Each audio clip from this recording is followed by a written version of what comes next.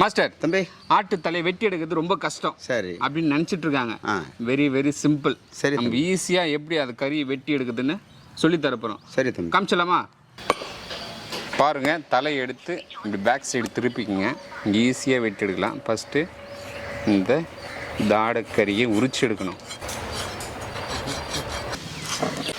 Side தாடைக்கறி first அறுத்து எடுத்துடலாங்க.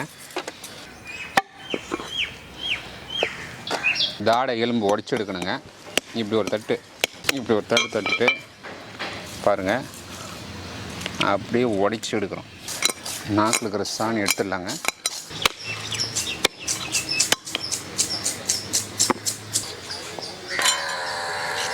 பாருங்கள், தாடை எலும்பு தனியாக, கறி தனியாக எடுத்தாச்சு.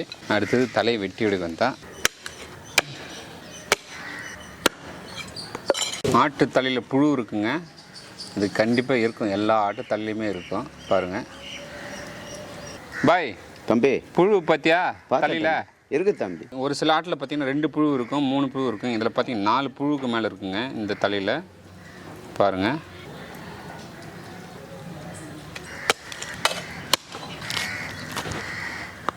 ஆட்டை மூளை பாருங்கள், உடையாமல் சூப்பராக எடுத்துருக்கு பாருங்கள். இதே டவுளை வெட்டி எடுத்துங்க.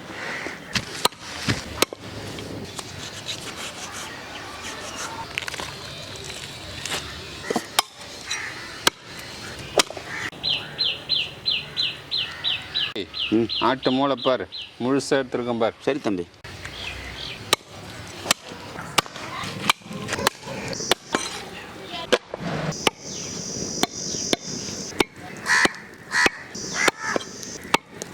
பாய் தம்பி, கொம்பு தனியாக வெட்டி போட்டாச்சு. சரி தம்பி. கறி தனியாக எடுத்தாச்சு. ஓகே, கழுவி வெட்டின தரேன் பாய். ரைட் தம்பி.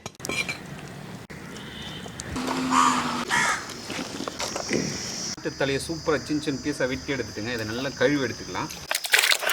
நல்லா அழிங்க தம்பி, நல்லா அழிங்க. Okay bye. நல்லா க்ளீனாக அழிங்க. ஒரு 2-3 வாட்டி நல்லா அழிச்சு கொடுங்க.